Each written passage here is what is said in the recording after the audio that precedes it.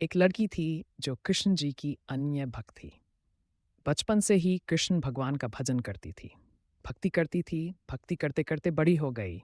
भगवान की कृपा से उसका विवाह भी श्रीधाम वृंदावन में किसी अच्छे घर में हो गया। विवाह होकर पहली बार वृंदावन गई, पर नई दुल्हन होने से कहीं जा न सकी और मायके चली गई।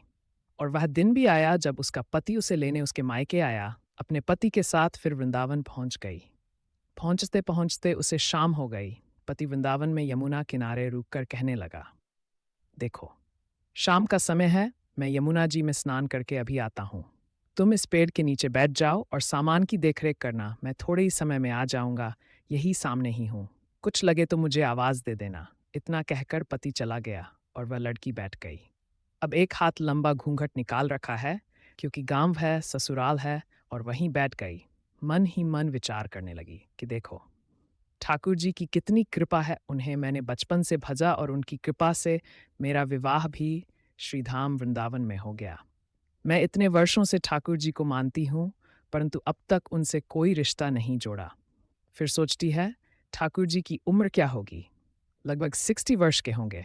मेरे पति 20 वर्ष के हैं, उनसे थोड़े से छोटे हैं, इसलिए मेरे पति के छोटे भाई की तरह हुए और मेरे देवर की तरह, तो आज से ठाकुर जी मेरे देवर हुए।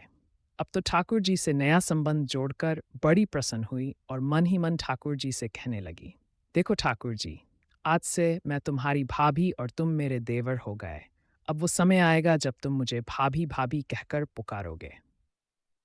इतना सोच ही रही थी, तभी एक चकमबंद वर्ष का बालक आया और उस लड़की से बोला, भाभी भाभी। लड़की अचानक अपने भाव से बाहर आई और सोचने लगी, वृंदावन में तो मैं नई हूँ, ये भाभी कहकर कौन बुला रहा है। नई थी, इसलिए घूंघट उठकर नहीं देखा कि गांव के किसी बड़े बूढ़े ने देख लिया तो बड़ी बदनामी होगी।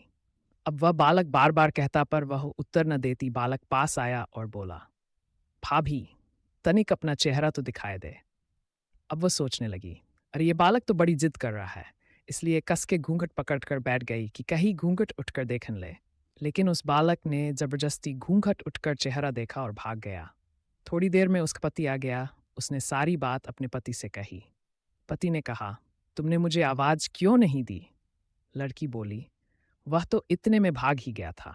पति बोला, चिंता मत करो, वृंदावन बहुत बड़ा थोड़े ही है। कभी किसी गली में खेलता मिल गया तो हड्डी पसली एक कर दूंगा, फिर कभी ऐसा नहीं कर सकेगा। तुम्हें जहां भी दिखे मुझे जरूर बताना। फिर दोनों घर गए। कुछ दिन बाद उसकी सास ने अपने बेटे से कहा, बेटा, देख तेरा विवाह हो गया, बहू मायके से भी आ गई, पर तुम दोनों अभी तक बांके बिहारी जी के दर्शन के लिए नहीं गए। कल जाकर बहू को दर्शन कराकर लाना।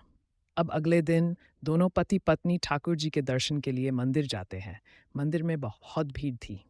लड़का कहने लगा, देखो, तुम सत्रियों के साथ आगे जाकर दर्शन करो, मैं भी आता हूँ। अब वह आगे गई पर घूंघट नहीं उठाती। उसे डर लगता, कोई बड़ा बूढ़ा देखेगा तो कहेगा नई बहू घूंघट के बिना घूम रही है। बहुत देर हो गई। पीछे से तीने कहा, अरे बाबली, बिहारी जी सामने है, घूंघट काहे नाय खोले, घूंघट नाय खोलेगी तो दर्शन कैसे करेगी। अब उसने अपना घूंघट उठाया और जो बांके बिहारी जी की ओर देखा तो बांके बिहारी जी की जगह वही बालक मुस्कुराता हुआ क्यों दिखा तो एकदम से चिल्लाने लगी, सुनिए, जल्दी आओ, जल्दी आओ। पति पीछे से भागा भागा आया। बोला, क्या हुआ? लड़की बोली, उस दिन जो मुझे भाभी भाभी कहकर भागा था वह बालक मिल गया। पति ने कहा, कहाँ है? अभी उसे देखता हूँ। तो ठाकुर जी की ओर इशारा करके बोली, ये रहा, आपके सामने ही तो है। उसके पति ने जो देखा तो अवाक रह गया और बोला, तुम धन्य हो, वास्तव में तुम्हारे हृदय में सच्चा भाव ठाकुर जी के प्रति है। मैं इतने वर्षों से वृंदावन में हूँ, मुझे आज तक उनके दर्शन नहीं हुए, और तेरा भाव इतना उच्च है कि बिहारी जी के तुझे दर्शन हुए। अगर आप भगवान भक्ति में विश्वास करते हैं तो हमारे चैनल को सब्सक्राइब करके बेल आइकन प्रति फोन कर दीजिए।